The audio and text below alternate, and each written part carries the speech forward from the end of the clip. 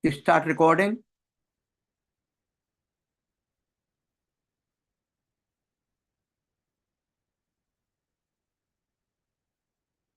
Hello.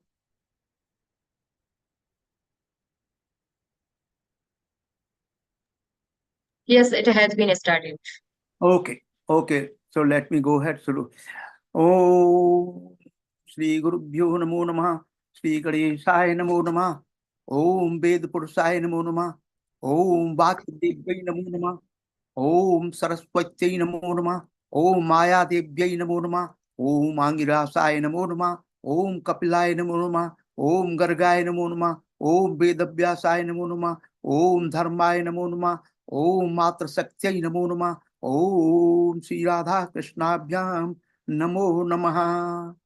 My humble namaskar to all the audience. Thank you for joining us.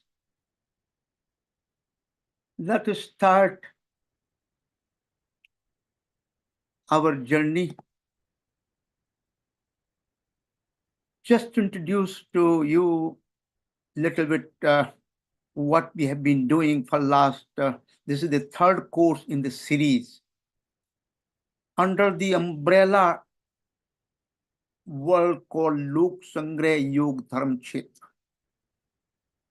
And the Vivaaha Samskaara is one of the branches of that field. It's a new innovation. So if we are following through these two courses and the lectures in this particular segment, you should be able to comprehend, understand easily. But let's go ahead and restart our journey through this particular segment. This is the 6th lecture in series.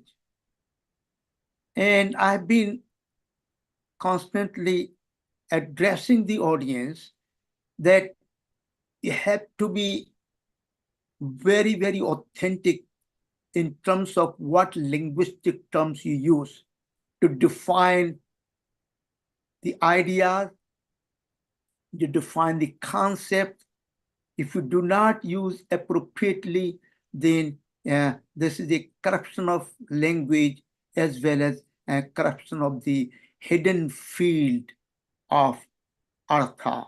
It means hidden field of meaning. So here, the world of ritual is a complex, complicated, multi-dimensional, multi-layer, and contextual. The ritual, word ritual, quote unquote, is in our terminology is called dharma vidhi, anusthan, or karmakand. And that includes in Vedic tradition कर्म क्रिया संस्कार home यज्ञ उत्सव तीर्थ यात्रा पूजा सेवा व्रत योग and many more. So my conclusion is that the term ritual is highly misnomer and derogatory for Vedic traditions, and it can create unsolvable paradoxes. I have talked about some of these ideas in the previous lectures. And the rituals are also performed by the groups like terrorist groups, ultra-anarchist and communist groups, bandits, thieves, murderers, all kinds of criminals, cult leaders, fake news creator and propagator, creator of jargon-loaded language with many variations listed very long. Each of these groups, each of the individuals within those groups can create their own rituals. They in fact do rituals. Go and look at their foundational actions that they perform before they go out and do these criminal activities. So there are the group B and I have group A. Group A is the Dharma Vidhi, Anusthan, or Karmakand. Real paradox appear. How would you distinguish between these two groups, A and B? The most appropriate way is this: use the proper linguistic term dharma vidhi, not the ritual, because the rituals performed by group B fall in the domain of adharma, Kshetra. If you want to simplify, my another suggestion, use called dharmic rituals versus adharmic rituals. So very important use of correct language in our personal life, professional life, in conceptual life. In the world today, each and every discipline uses its own authentic linguistic term. Why we cannot use authentic linguistic term for the Vivaaha Samskaara or Vedic wisdom traditions? Let's look at somebody 229, the language of fanaticism, cultists. But with the glimmer of willingness, language can do so much to squash independent thinking, obscure truths, encourage confirmation bias, and emotionally charged experiences such as no other way of life seems possible. I fully concur with this statement. So let's relax and go through this journey together. We are all together. You in this moment as a Srota, and I am in this moment as a Vakta. But we are all together, shoulder to shoulder, to take this journey, to learn, and to bring into action the learning and wisdom. This is the meaning and purpose in brief of Vivaaha Samskaara. Each one is really term that I have used, the language I have used, unfortunately English, but technical language I keep the same. So it's very important that each of these have their own field through which we can take probably several courses. But I think the audience is intelligent, experienced enough to appreciate what is going on. It is a union of the fittest couple. It is a new bond between two independent personalities.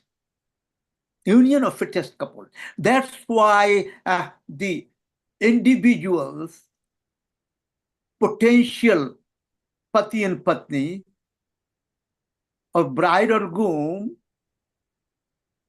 along with the family and friends, do inquire the other party. Do gather the information about the other party. What kind of sanskar, what kind of tradition they have, what kind of adharma they follow or dharma they follow. So you have greater set of people inquiring about it, finding out. It's a new bond between two independent personalities.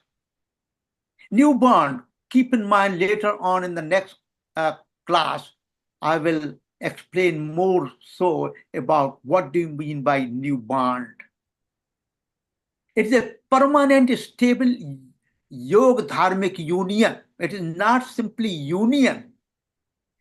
It's not simply connectivity. It's a permanent, stable yoga-dharmic union. Permanent and stable.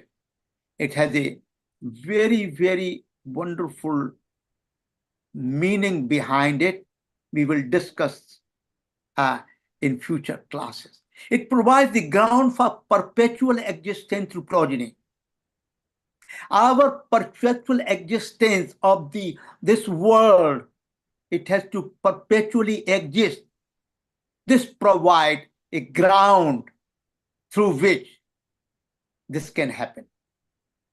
In fact, perpetual existence is so prevalent and powerful in the animal world, in the natural world, because all those animal world, all those even insects, ants, they produce their offspring. Continue the project. It provides ground for controlled sexual pleasure. This will come up again later on. We are not having a Vivaaha Samskaara solely focusing on sexual pleasure. That's very important. Sexual pleasure is a byproduct of what we call the yoga-thermic union. When we do the intercourse, the sexual pleasure is a byproduct. Otherwise, no living being will ever engage in this activity. It is a crisis, removal of evil influences. It is not a passport for sexual indulgence and gratification, but a social dharmic institution aiming at the moderation in the conjugal life. It's not a free ticket to engage in the sexual discourses. This have to be done thoughtfully. It has to be done with proper understanding between husband and wife. What we are doing, why we are doing, how we are doing. In fact, how we are doing, it's a subject matter of what you call the Prema Shastra. It asserts a new era in life. It is a social change towards great compromise and mutual sacrifice. Very important to focus on each of these terms here. It invites the conscious acceptance of responsibility and potential for suffering in everyone's life, whether you are individual or you are together in a Vivaaha Samskaara, in the Grahast Ashram together. You must accept the ups and downs. You must accept consciously responsibility and also potential for suffering, misery, disease. How to overcome those or how to deal with those, this really we are going to talk about when we deal with Grahastha Ashram. It is a willing sacrifice for the spouse, family, and society in world. It's a willing sacrifice. Very important. We have to realize a willing sacrifice. Sacrifice of what? Hold on to this.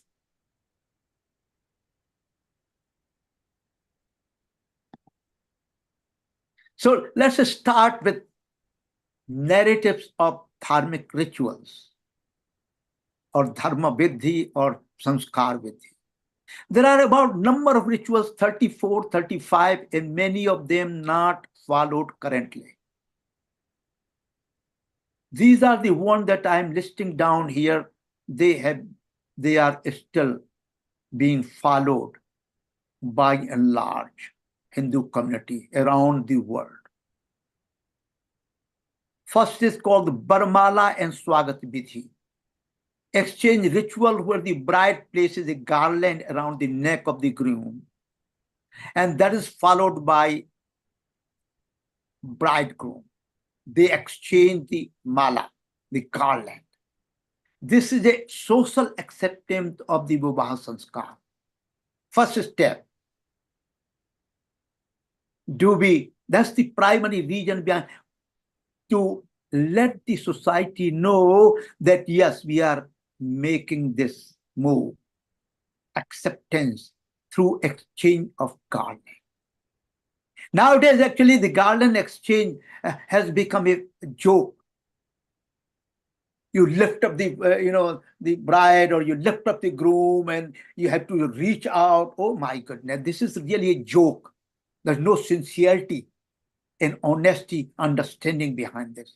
This is acceptance. It's not through joke, not through making this what we call the acrobat. It is through inner understanding and question marks, gambhirta, seriousness. Then next is a matubark. It's a mixture of yogurt, ghee, honey is offered to any honored guest. Bridegroom is welcomed with the madhpark. Bridegroom's feet are washed by the parents of the bride. Appropriate mantras are recited. Very, very important. Bridegroom's feet are washed by parents of the bride. Very important. They are of the similar age. The parents really wash the, because eventually, as I had talked earlier, and we will be continuing our discussion, that bridegroom at this time has become Lord Vishnu, Bhagwan Vishnu. And bride becomes Lakshmi Sarupa. This is a transformation, inner transformation reflecting on outside rituals. And there are appropriate mantras recited. I have not listed down many of the mantras, but eventually we will also include those, and we could not include at this time because of the time constraints for each of the lectures. Third one, Paraspar Samikshar. What is there? Bride and groom look at each other in this ritual. And one of the mantras is translated as, look at your groom with no angry eye. Be tender to animals. Be amiable. Be virtuous. Be mother to heroic sons. Be devoted to God's best to happiness and bring happiness to our bipeds and quadrupeds. It will whole nature you have to bring out happiness. So we are looking at each other to have a confirmation, mutual trust that we are going to be together a new personality, which not only care about ourselves, but also care about the rest of the world. It will reflect more so later on. Then next step is, so this is, we must see each other. We must look at each other. We must gaze at each other. It's not a superficial darshan. It's just like a darshan in the temple. They are doing darshan to each other. That's important. Darshan concept is, whole darshan shastra is based on actual experience through eyes. By looking at through eyes or hearing words from the ear, we construct the real concrete images within ourselves. So this is a Paraspar Samiksha. Then fourth is Yagna and Kanyadan. Then a very significant question of the guardian of the bride and bridegroom accepting the bride. It's a question asked, who has given this bride to me? The answer is Kama, the god of love.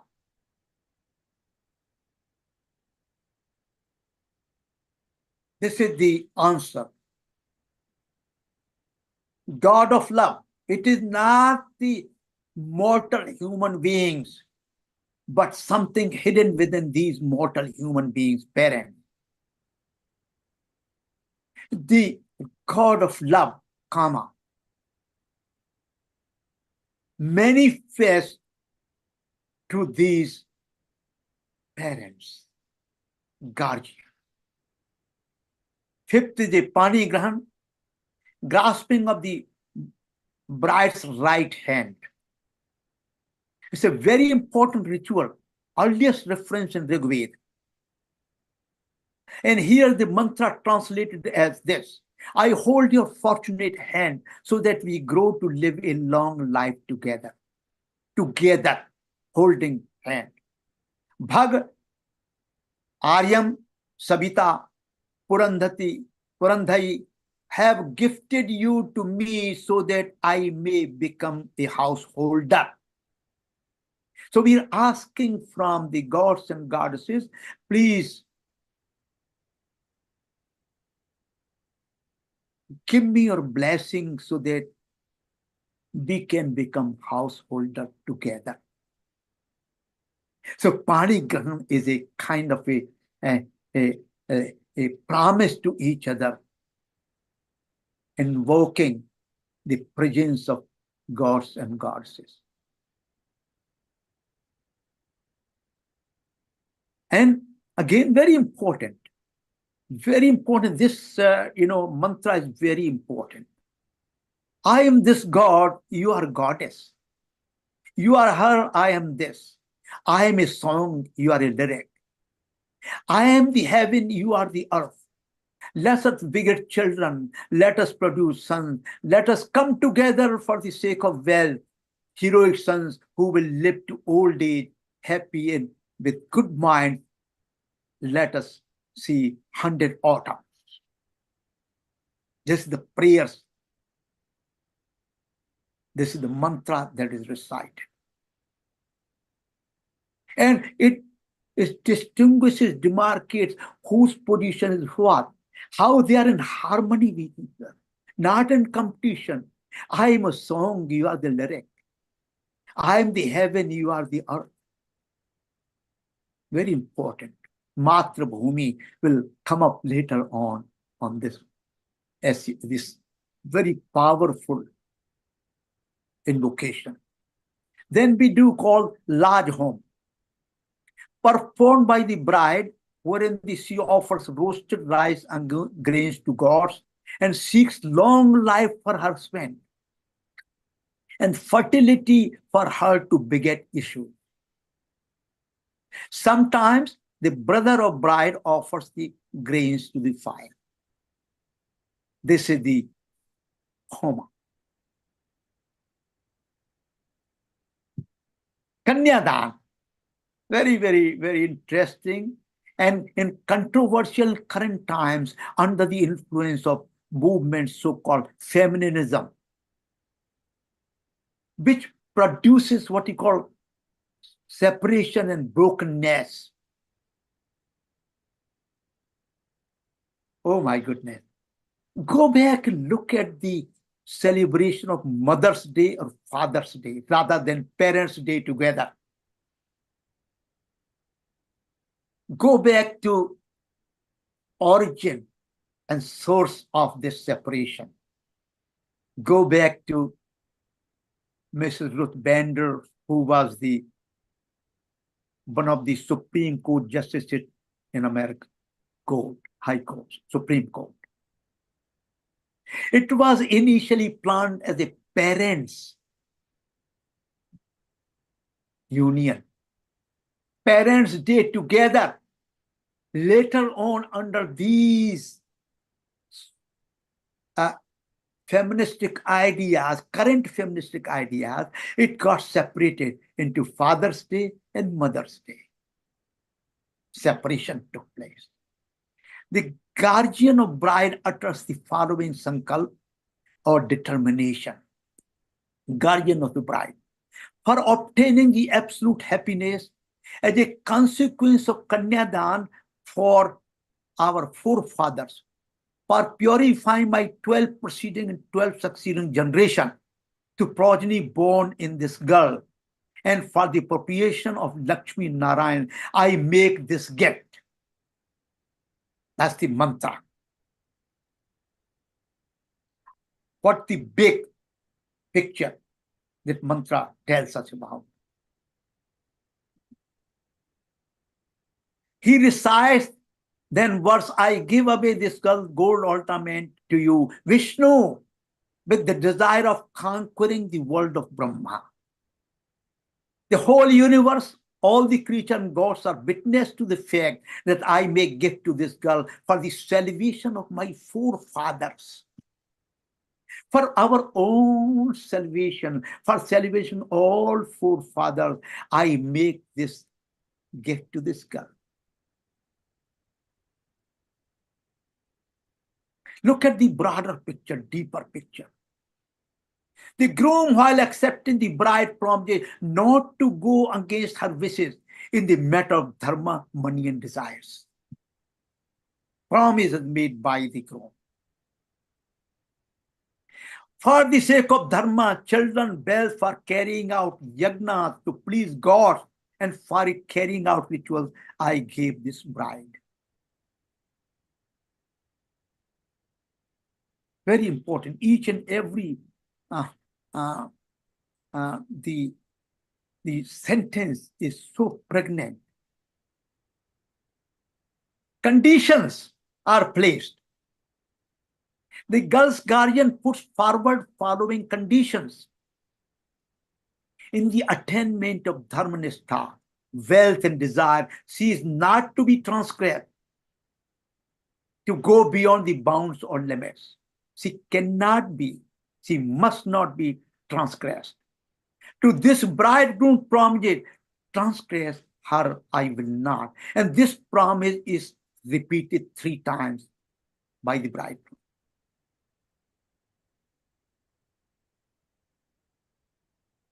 Please notice here my comments based on my thinking.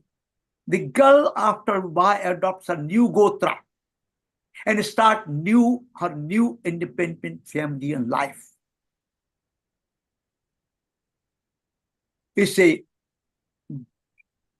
giving away to girl dan, kanya dan, it becomes also dan. She carries with her and leaves out her family's gotra, adopts her new gotra.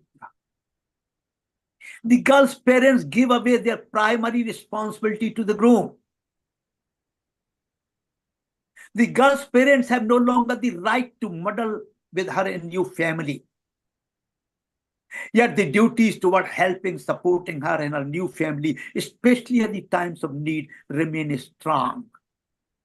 Very important. The Kanyadan will be discussed in all dimensions and new unfolding. It's a discovery innovation in the next lecture. Here, I just wanted out there, Kanyadan, look at the Sramadan, Vidyadan, Dhanadan, and ultimate dan, sacrifice, is what you call Jivan Dan. Go and talk to the troops fighting at the border or fighting against the criminals within the country. Ask them why they are doing this. What is the most significant, most deeper aspect of this sacrifice? They really are willing to accepting the ultimate sacrifice at the death. It's called Jivan Dan. So Dana concept is so multidimensional, so many variables and so many layers.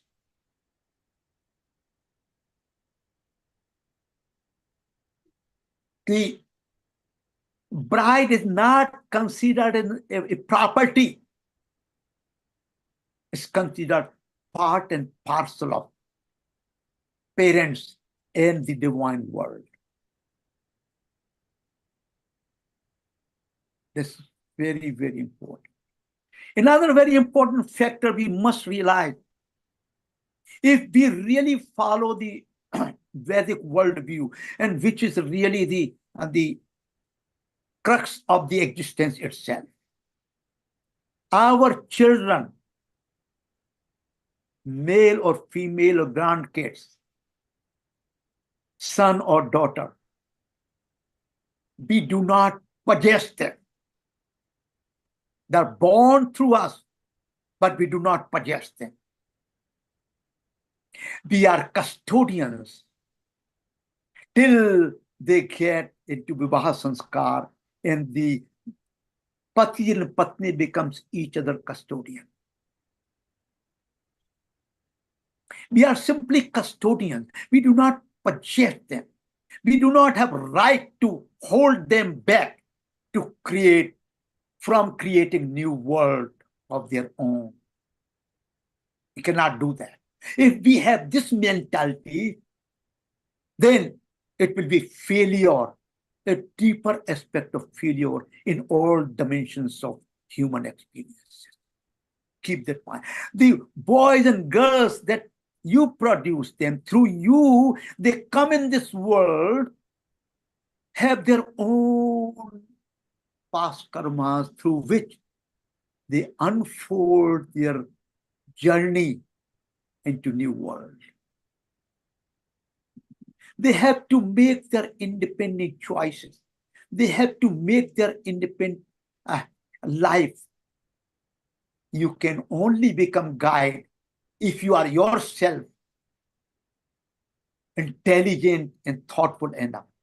Not emotionally driven, simply, oh, my goodness.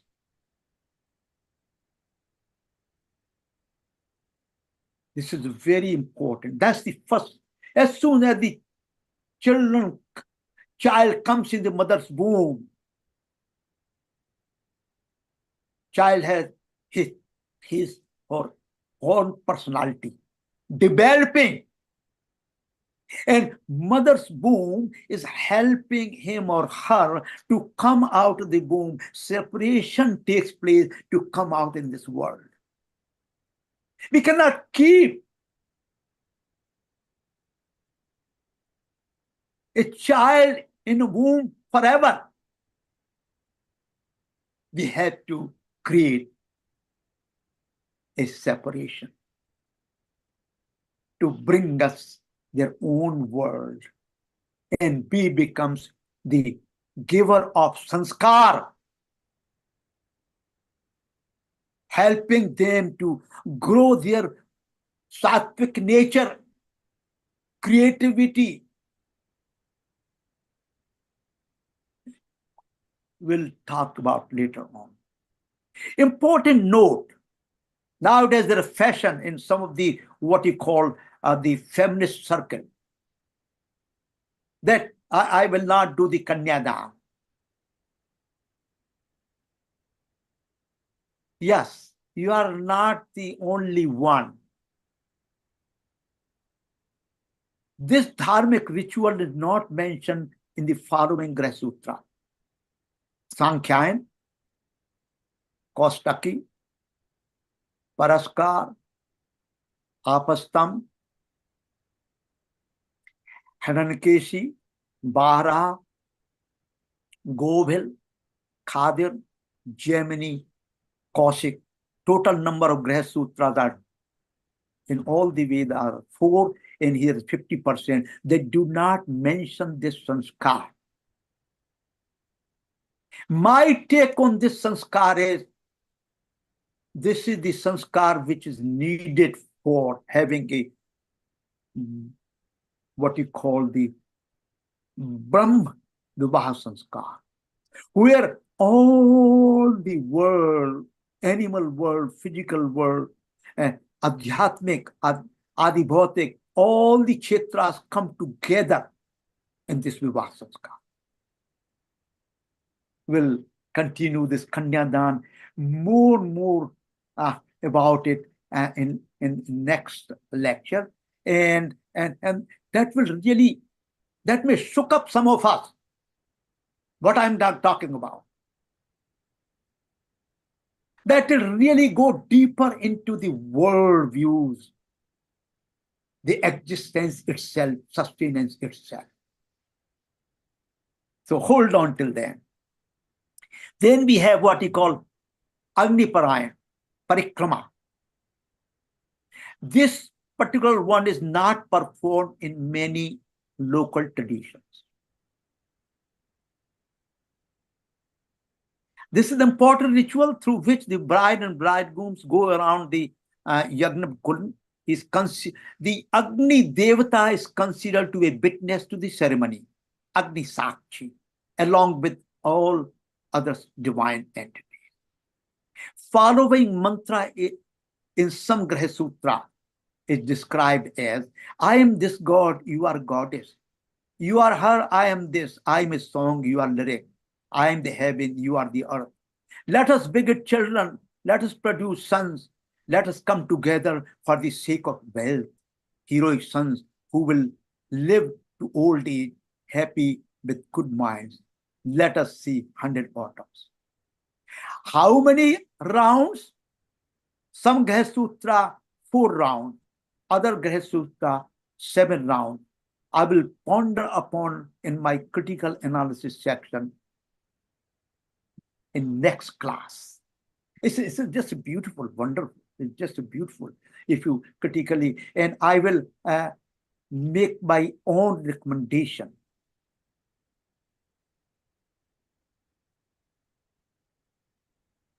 Then Silarohan. Again, here the groom keeps a stone and makes her stand on it while chanting the following mantra. I place upon the lap of the earth an auspicious and firm stone for you, for the sake of progeny. Stand on it, greeted with joy. May Savita give you long life. May you step on this stone, be strong, unshakable like it. May you face the challenges in life. May you withstand all adversities and enemies. That's what the basic purpose of Silaro. Then we have Mangal Sutra, protection cord and Sindhu. Here the groom applies Sindhu to the bride's forehead and ties to the Mangal Sutra, usually made of gold, around her neck. This ritual ensures the identity of couple bound by the Vivaaha Samskaara. So if you are going into parties, especially modern parties, and if you do not have Mangal Sutra, there are many penetrating eyes looking at you. Maybe she's unmarried. Can we have some fun with you? But if you have Mangal Sutra, this identifies that yes, you have gone through the Vivaaha Samskaara, you have a pati, you are in Grahast house. This is the identification icon through which we have a first identification for intercommunication. This ceremony is not found in major Graha Sutra. Now here is very important. Saptapadi is really performed in all the Graha Sutras. The groom and bride take 7 steps together, and each step, this is the mantra recited. First step for food, second step for strength, third step for breath or vows, fourth step for happiness, fifth step for cattle or wealth, sixth step for all seasons, seventh step for sacrificial rite. At the end, the bridegroom says, be my friend for life. Now, this is the original translation of the original mantra, which are found in the Vedas. New version, new improvement, or new evolution. Contemporary vows, an example. Let us take this first step, bound to keep your household, avoiding all injuries injurious to health. Let us take the second step, bound to develop mental, physical, and spiritual strength. Let us take the third step with aim of increasing our wealth by righteous means. Let us take the fourth step to acquire knowledge, happiness, and harmony by mutual trust and love. Let us take this fifth step to pray for virtuous, intelligent, courageous children. Let us take the sixth step for longevity. Let us take final step to vow that we always remain true companions and lifelong partners. This is manifestation, contemporary manifestation, a beautiful manifestation of the ancient mantras for this occasion. Now you have to be very careful here about ancient mantras were placed where we have bigger field of context available at the time. So they do not have to spell out each of these vows in detail. Now, this is the age of Kali. We're losing each and every day our self-inspection, self-examination, and the good parampara. We are accepting the bad parampara. Just like what we call, there is a new trend has been going for many years, Juta Churana. Oh my goodness, what has to do with the Vivaaha Samskaara? Stealing away the shoes of of bridegroom. These are the corruption and pollutions. 11. Ashirvadam, blessing by elders. All acharyas, parents, relatives, guests, bless couple for the of the illustrious ancestor to the role models as husband and wife. Then Graha Pravesh, very important here. This is the, we are done with the Vivaaha Samskaara. Now additional Samskara I'm listing down. Here is a very significant gap and short and defect, flaw that we'll discuss next time. Graha Pravesh, when you reach the Graha Pravesh, after Sanskar ceremony at the husband's home, wives left a boy's place while chanting mantra, fertility rite. I enter this house with a pleasant mind where happy and valiant people live. I will produce heroic sons in this house where milk flows and ghee is dripping. I will live happily. In many mantras, not in all, in many mantras, you will see desiring for sons, heroic sons. Daughter's name is not mentioned. Why? We'll talk about later on what is the mystery behind it and why it is not being mentioned. They did not know that the sons will be produced through the daughter or a female. But then why there is a paradox? Why there is a contradiction? Something to note about. And actually, I invite with my folded hand, all of you, bring others with you because next time I'm going to stress and explain the deeper mystery. Let cows sit here, the bride here, horses here, men here. Let the 1,000 offerings and wealth sit. Then you have a Dhruva Arundhati Darshan.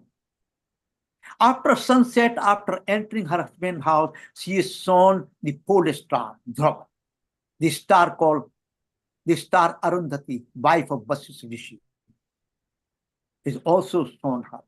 Mantra, you are the Dhruva, the firm one. Firm you are, standing on the side of firmness. You are the pillar of stars. Protect me against my enemy. This is the sense of constancy and faithfulness.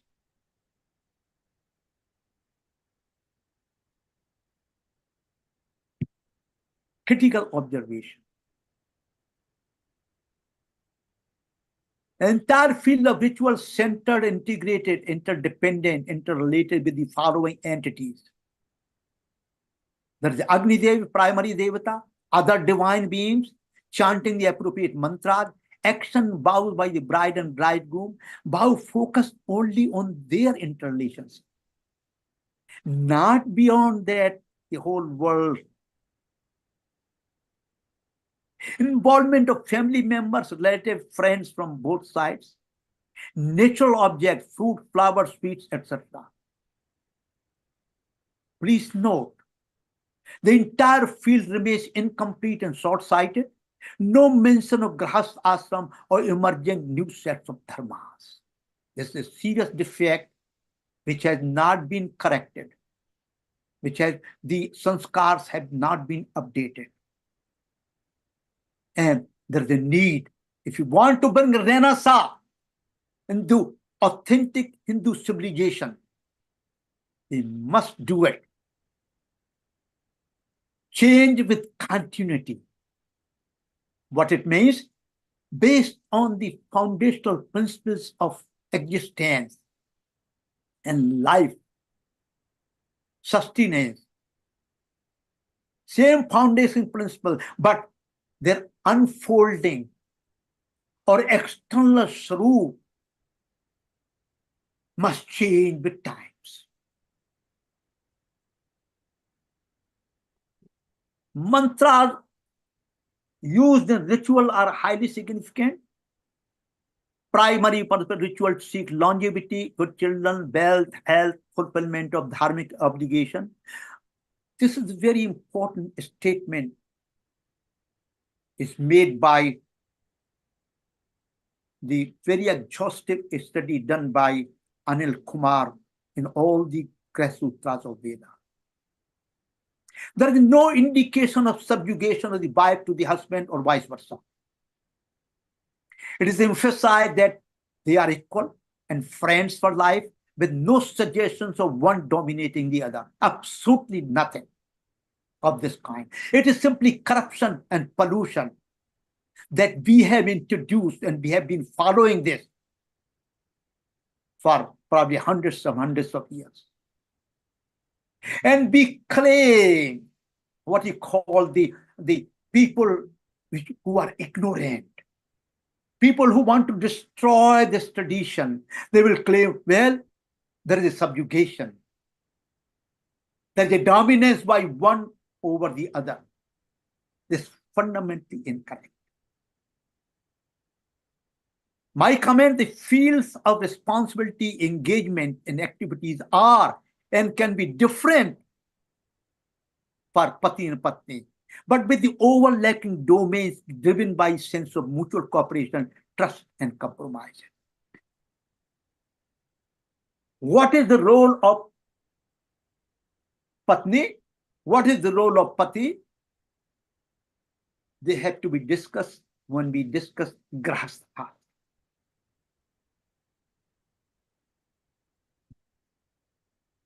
Vivaaha Samskaara works in marriage and bedding. This is another corruption of highest degree. You go out and print the communication, professional or personal communication, print out the invitation card. You will never really find the term Vivaaha Samskaara. You find marriage or bedding. I'm going to briefly discuss about union of two males and females for entering, getting established in Grahast Ashram Yogadharma-Kshetra. The path of perpetuation of human existence through progeny. Adhyatmic Yogadharma. Divine world is in flow. Adivautic world is in flow. Social dharma enter into Grahast Ashram. Yagna with the Agni Deva at the center. Legal union, social union, psycho-mental union, a path to Banfresh and Sannyas ashrams. I have listed down some of the elements which are the very foundation of the Vivaaha Samskaara. This is yogic union. This is sanskar. This is not the marriage or bedding. Let's see what the marriage bedding is. Marriage or bedding, go back all the way to Greek tradition. I'm crazy, so I look at all the traditions of the world through their own best thinkers to learn by myself, to critique, to compare and contrast with the Vedic tradition. These are the two elements, legal contract and social contract. That's it. Legal contracts, social contract. And they can be separated out. You can have divorce very easily, go legally or socially, you can just simply boycott or throw one or the other out of your marriage or wedding. Some rituals were added later by the Abrahamic tradition. When you go to the priest or you go here and you take the, what you call the vows. Vows are very much similar, but truncated or incomplete as we have vows in our tradition.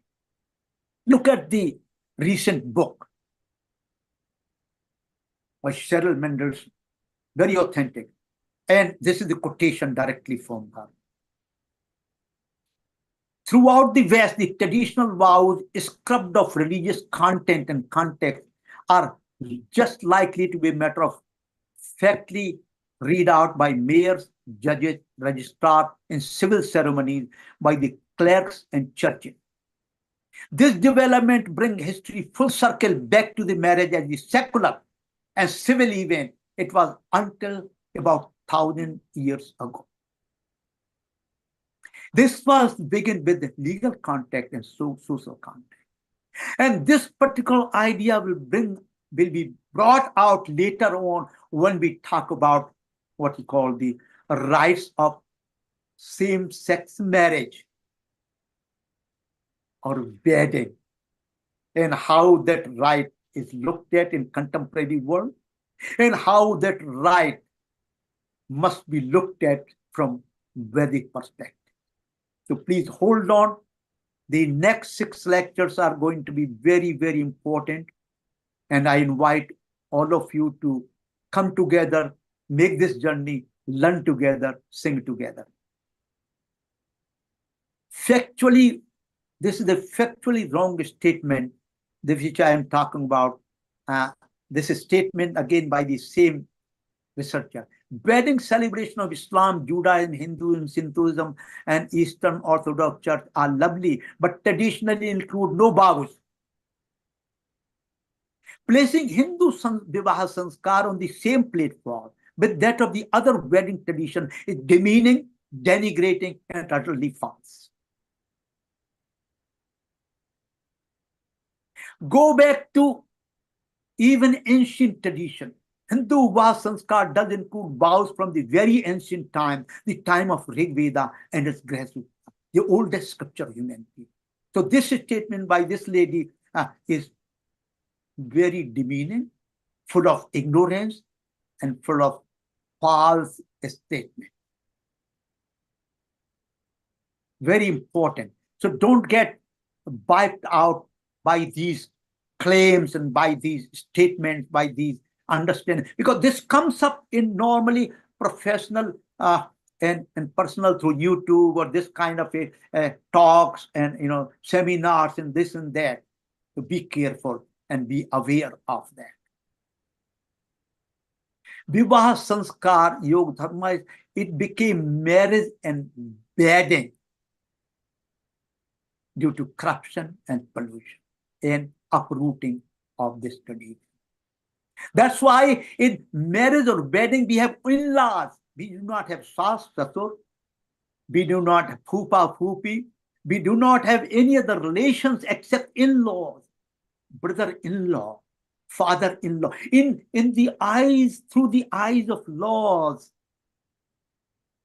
through eyes of the legal profession, he is your father-in-law. Concluding remarks. We must start using Sanskrit language-based technical terminology. We must start purging out the corrupted narratives, interpretation, practices. We had to re-examine the entire field of Sanskriti Sanskar complex for its reformation and renewal through the Vedic spirit of continuity with innovation. It cannot be arbitrarily renewed. It cannot be arbitrarily reformed.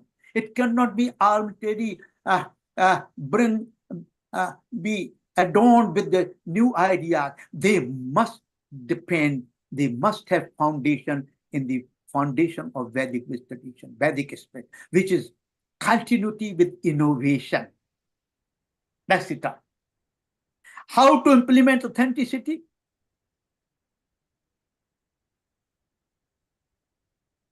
Very important question. Priests have to play a major role. Parents have to play a major role.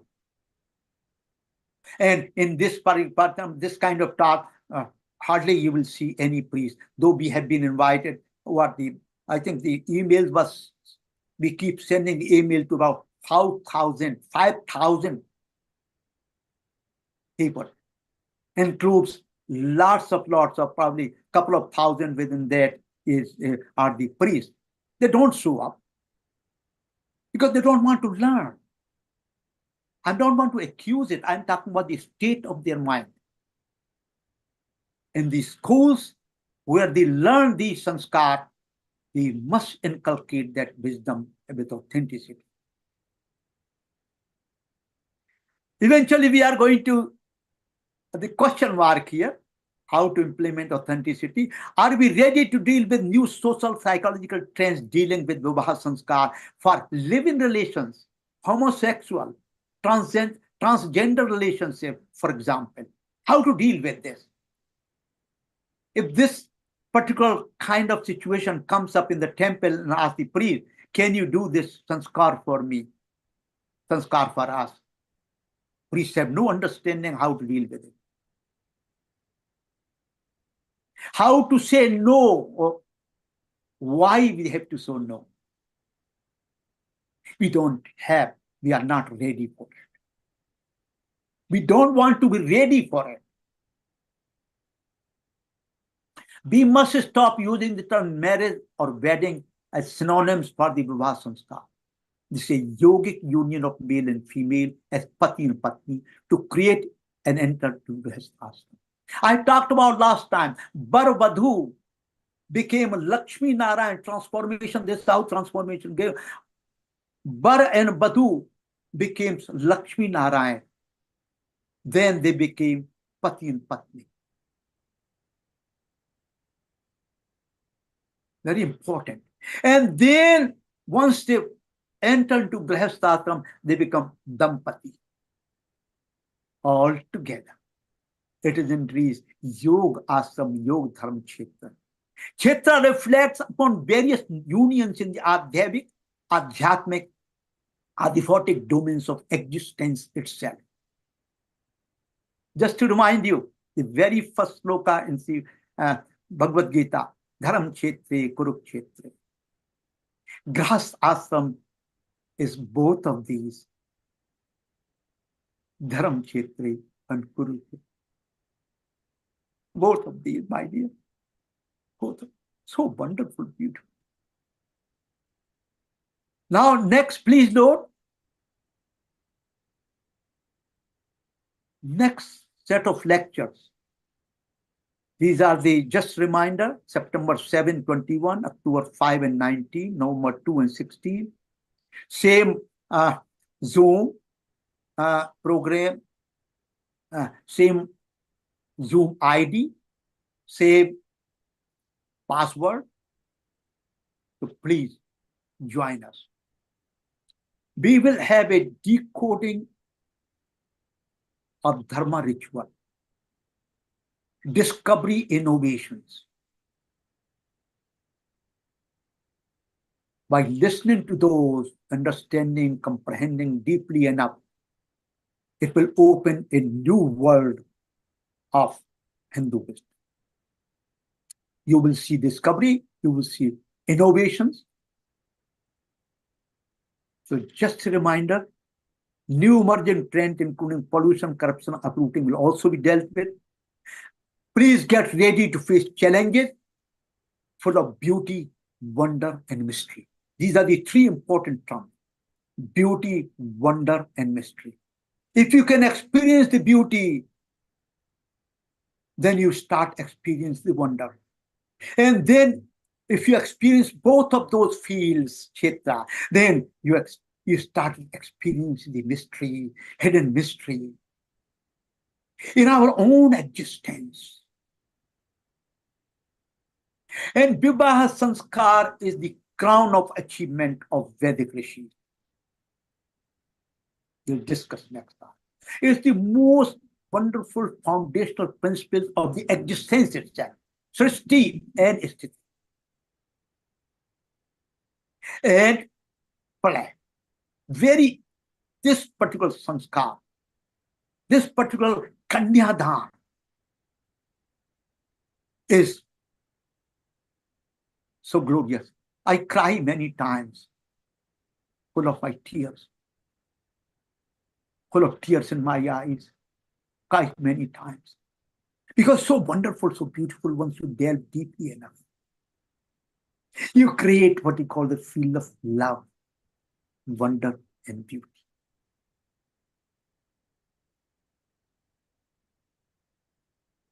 Let's do the concluding prayers.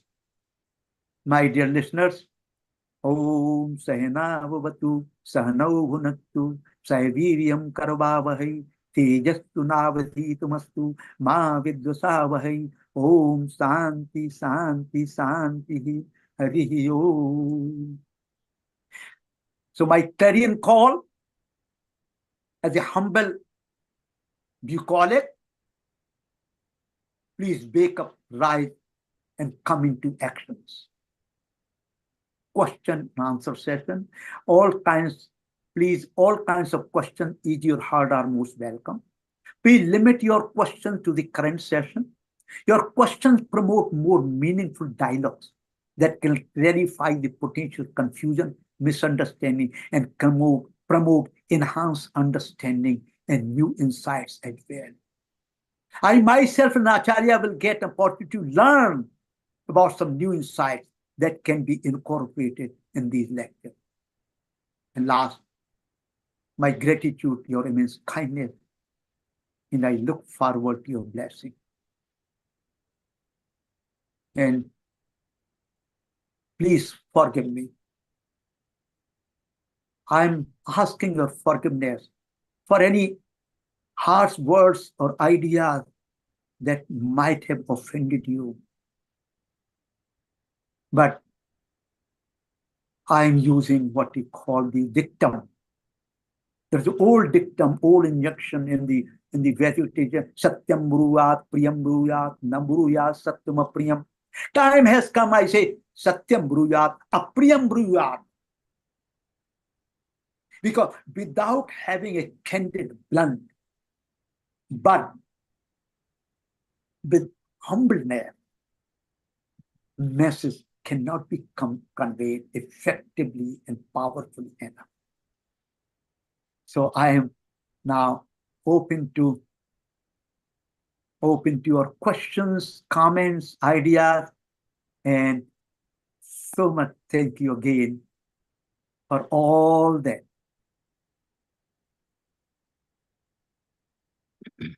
Patient. Acharya, namaste, Guruji. Namaste ji, namaste ji, namaste ji. You may have mentioned it, but I forgot. This Vivaaha Samskaara and all Sola Samskaara, what Veda it is in? Pardon? This Graha Sutra and this Sola Samskaara, what scripture it is in? Okay, actually, not one. Start with the Rig Veda and Atharva Veda. I think Rig Veda is a 1085. Atharva Veda, I have given that information in the last lecture. So, Veda, Rig Veda, Atharva Veda, primarily. Then it also appears in Ajurveda. And Graha Sutras of each of the 4 Vedas. That's important. Graha Sutra is the foundation of the sanskars. You have a Dharma Sutra that's different than the Graha Sutra. Dharma Sutra, Graha Sutra gives us a manifested world of the Dharma Sutra. how the outer manifestation, concrete manifestation, can be looked at, exercised based on the Dharma Sutra, which are the principles and basic ideas, code of conduct. Mhm. Amazing. Our dharma vidhis are amazing. It's so amazing, so wonderful, beautiful and beautiful and mysterious. Next time I'm going to, you will even enjoy more and appreciate more. It is going to go all the way to the heart of existence when I next time talk about Kanyana. Okay.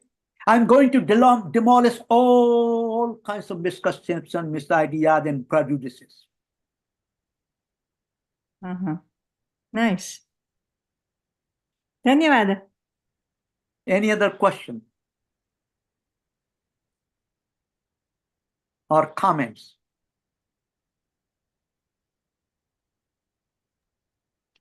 Yeah, Shivji, there is one development I think many have already noticed.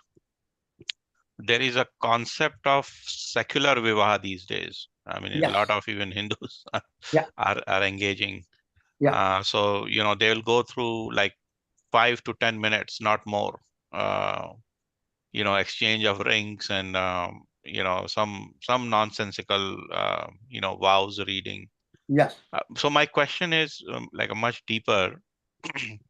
So if I'm building a defense against such, Okay. superficiality, like one way is to defend the tradition based on tradition itself, that okay, thousands of years we have done it this way, and Yeah. doesn't make any sense to secularize this sacred institution. But Great. Hello, I'm sorry. Yeah, how do we? My question is, how do we defend the tradition based on not just continuity, but have a rationale, like an intellectual rationale for it? Yeah. Innovations, yes. Okay. Yes, sir. It's a great question, Rajiv. It's a great question. We have been struggling for a long time, and many other thinkers have been struggling for a long time. This is really several steps and several layers to the answer to this question. Always, if you really look at your own profession or any profession, you start with basics. Then as time changes, you change the practice. You reform, innovate to bring in those elements into practice. So the first of all, educational darkness that we have been experiencing for hundreds of years, that has to be gradually removed to see the hidden sun side. And at what level? At priestly level, they can be the most effective to begin with. And then the priestly level is not good enough. At the level of those who are going to be parents, they are parents or would be parents. It means family involvement in this learning process. How do we do it? One of the methods, I'm just thinking just right now, I started thinking about it. You have very many parties, you have very many pujas in the temples and homes. We must start there. A 15 minutes, 20 minutes lecture, educational component, and we must provide written document so that they can keep it. And this is another avenue. Through priests, through these all kinds of groupings, all kinds of meetings, all kinds of parties, because people do what you call the marriage anniversary. Don't you think so? People call marriage anniversary. If they are not told how to perform properly and why you have to perform this way. If they are not told, they will follow the crowd. Yeah, actually, this marriage anniversary has like our own Gayatri Parivar and Pandit Sri Ram Sharma Acharya ji has incorporated, like from 16 it has gone to 18 because he added a marriage anniversary and birthday as a sanskar, which which in my opinion is like uh, you know uh, capitulating to so-called this modernism. Uh, but anyway, that growth has also been internal. Yes. Yeah. That is true. That is true. If we do not have an internal transformation or upliftment or the prakash, and the grass ashram actually is the ground through which both things happen, externally and internally. Yeah, see, I'm conflicted on this. I mean, I tend to be critical of this tinkering around with the tradition unnecessarily. Like I don't see any reason for adding two more sanskaras to the 16 sanskars we have. But then, let us say a guru can have it, his or her own like large following, and there is no mechanism in place to appropriately challenge these growths from within. So I'm not sure. I mean, like I respect all Yeah, the no, gurus, you but have. Mhm. it's very difficult for me to kind of digest. Personally, it is difficult for me to digest this tinkering around, with the centuries of traditions just like that. But at the same time, I realize, improvisation is necessary. But before improvisation, we should see what like factors are influencing our decision making. I don't want to be a subject of some European thinker, coming and telling us, add more sanskaras, do this, do that, that kind of thing. Yeah, I think you have a very valid point. I have the same kind of thinking. The problem is we cannot have a overarching approach that will also include these special Guru Paramparas. But two things has happened really. Let me give you broadly speaking. Guru Parampara has been essential and is still essential to carry on the tradition, ancient tradition. But the Guru Parampara also has another aspect which normally people don't talk. It traps you with changing conditions, changing social conditions, changing electoral conditions, political conditions, the world conditions, natural conditions, with changing conditions. How do we accommodate those principles in new format? So really, it's just like, building now we used to have brick home. Now we have RCC homes. But the basic principles are the same. They are founded on the same principles. So similarly, the continuity term by itself is not sufficient to cope up with the changing situation. Continuity with innovations. Because new generation always have been raising new questions. How we can answer those questions? We have to construct the structure, linguistic and cognitive structure around it, so that we can answer those questions in their own terms, so that they can integrate. When I'm going to talk about, just like I gave you example here, the secular marriage versus religious marriage. Okay. Both the terms have only deeper meaning within the Abrahamic traditions. What the secularism is, what the religion is, I have actually given from your platform a lot of those things. But I'm going to bring out when we are talking about the contemporary new trends. So ancient contemporary Western Abrahamic tradition, they try to go back to the original source, which original source is Greek. And they say, no, there's only legal contract and what you call the social contract. So they can be separated out legally or socially. We have a very different worldview. Legal and social are also part of that worldview, but they are not the only part of that. So I think we have to, this is a brief, I think it requires a lot of elaboration and all that, but think about this, that how, look at this. One simple example, birthday celebration for kids.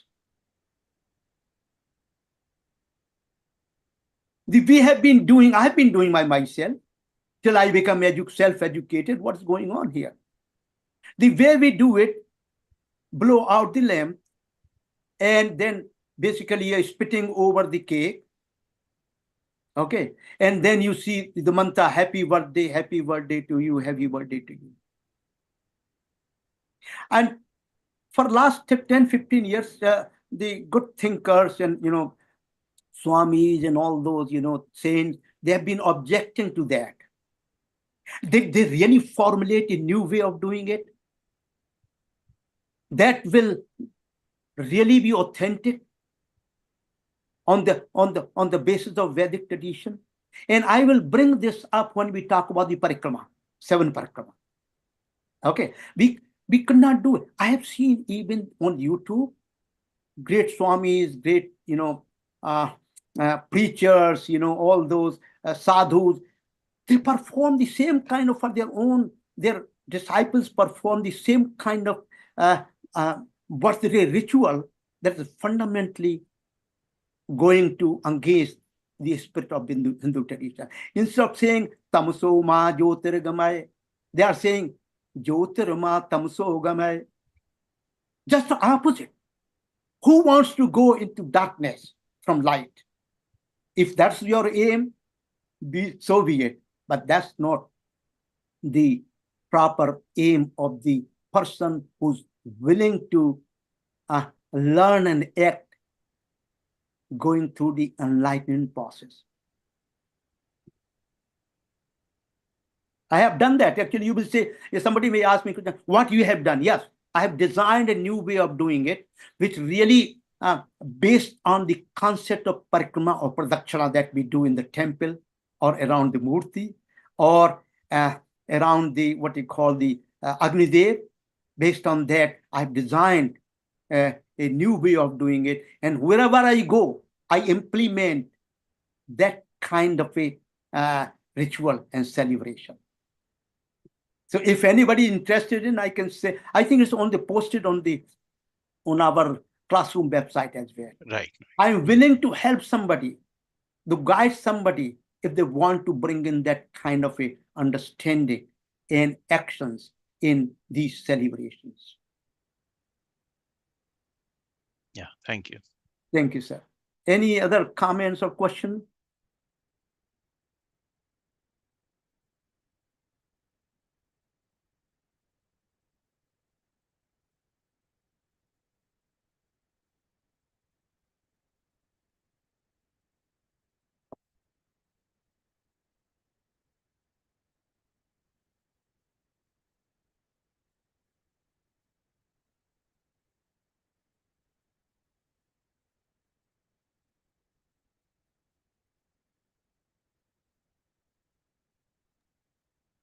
Yeah, if there are no further questions, then Okay, Pooja, you no can further wrap question, up. comment.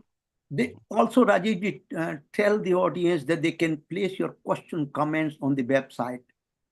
Yes, yes. That the classroom, Google Classroom. Yeah. So if you can tell them that, I think that will be great. Yeah, sure. Yeah, that is. Thank you again. Yeah. Thank you, everyone. Yeah. Thank you so much for listening. The ancient wisdom under contemporary world. Again, thank you. I bow down to everyone. Thank you. Thank you. We'll see you next time on September 7. Because in the meantime, actually, unfortunately, I didn't want to do it, but I have to do it. I will be out of town.